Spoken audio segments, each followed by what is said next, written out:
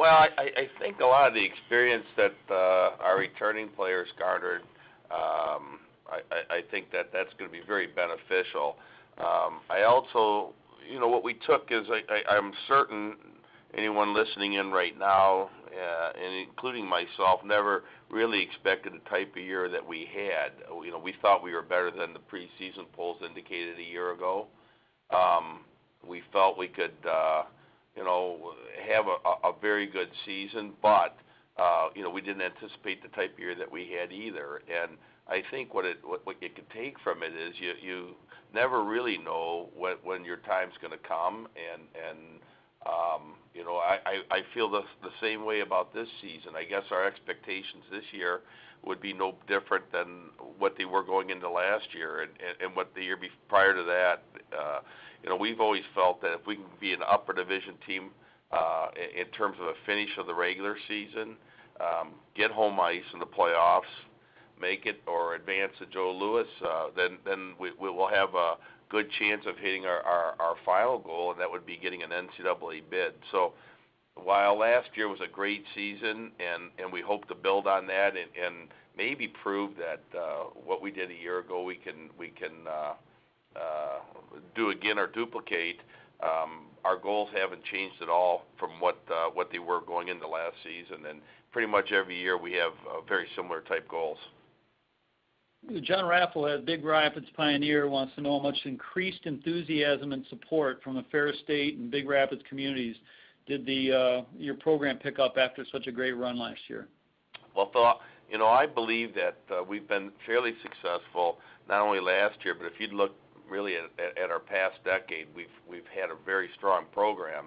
And I think had we just had that year kind of out of nowhere, I don't know about the increased expectations or excitement level, but the fact that we have been a fairly strong program, there is a great deal of excitement and anticipation as we go into this season.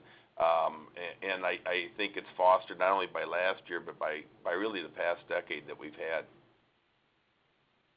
Can you talk a little bit about your returning players this year? I know we start up front with Kyle Bonus and Matthew Kersinger, Travis Ouellette, Garrett Thompson. You've got a pretty good, group coming back. We certainly do, and if you look at it up front, it's going to be the strength of our team, at least on paper. Not only the four that you mentioned there, but I would add, Matt Kersinger, Corey Kane to the mix, Eric Alexander. We're really, as I look, we're two lines or three lines deep of veteran forwards. And so up front, that's going to be our leaders. Now, as we look back towards our defense and goaltending, that's where the question marks arise. We graduated 4 seniors from last year, defensemen, as well as our netminder Taylor Nelson, and that's a big hit. 2 years ago, we had lost Zach Redmond, and then this past season, obviously graduating Billings, we've lost an awful lot of firepower. And although we have a lot of really quality returning forwards, it's going to be the ability of our incoming freshman defensemen and our returning defensemen. It's going to be their ability to move the puck to break us out of our end that's going to allow us to utilize our veteran forwards. And if we're not successful getting out of our own end or breaking the puck out, then that could lead to issues, and we won't be able to take advantage of the what I consider to be a really strong group of forwards. And then obviously, you look at our goaltending situation. 2 years ago, Pat Nagel, All-American. Last year, Taylor Nelson, All-American. So we've taken a pretty good hit on in net as well. We're fortunate that we've got C.J. Mott, who was a freshman last year, sort of waiting in the wings. I think he got in 10 to 12 games last year. His save percentage, goals against weren't a whole lot different from Taylor's.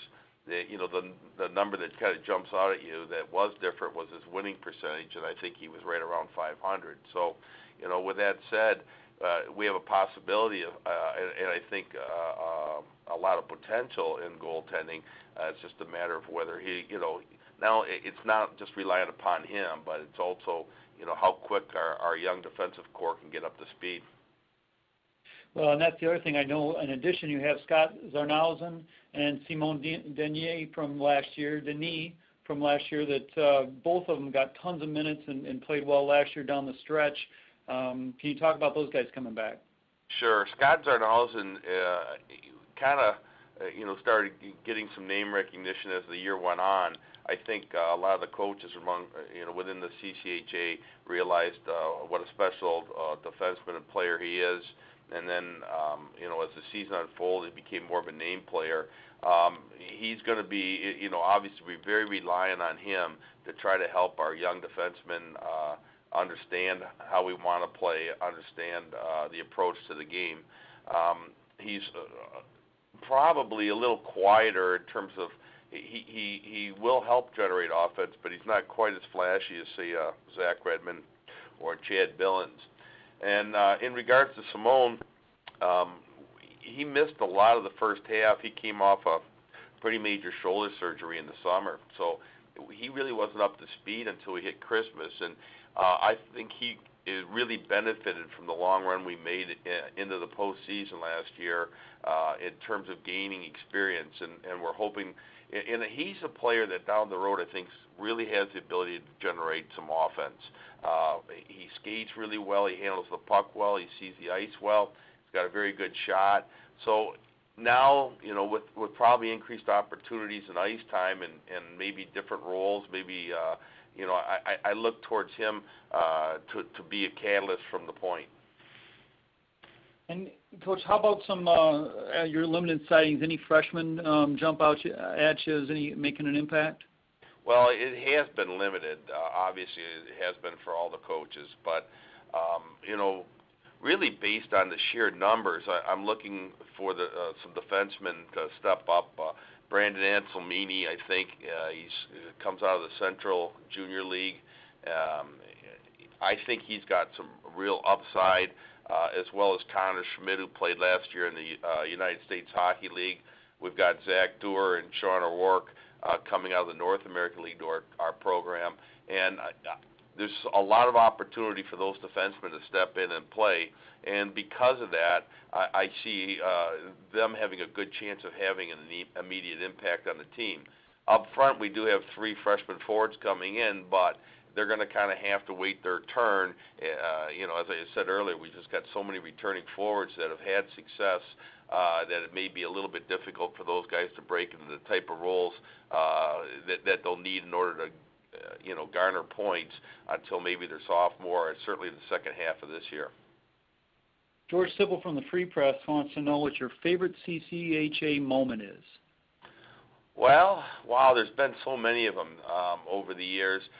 If I had to look back at the 2 things, and I think Paula Weston, if she's on the line, certainly she's smiling, but she knows I've always felt about the league and how important our league is, and the respect I have for the CCHA and the quality of all the programs. So the 2 years, the 02-03, and then last year when we were able to win the CCHA regular season title, to me, those are the moments I'll remember the most and I'll cherish.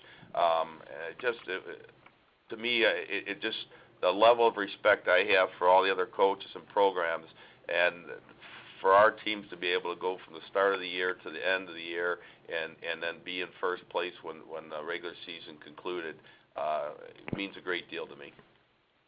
And Paul follows up with that, is that, what does that final season of the CCHA mean to you and your program?